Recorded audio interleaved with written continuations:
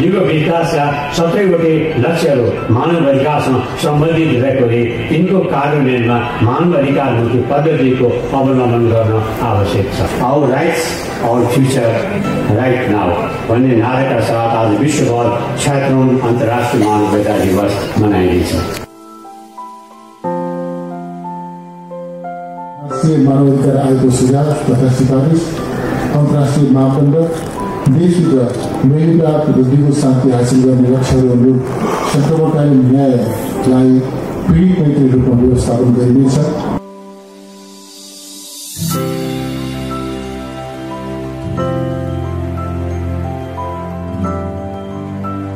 Nepal has shown the world its unwavering commitments to human rights, and I salute Nepal leadership on the Justice Climate at COP29, standing tall to vulnerable communities in the face of global adversity.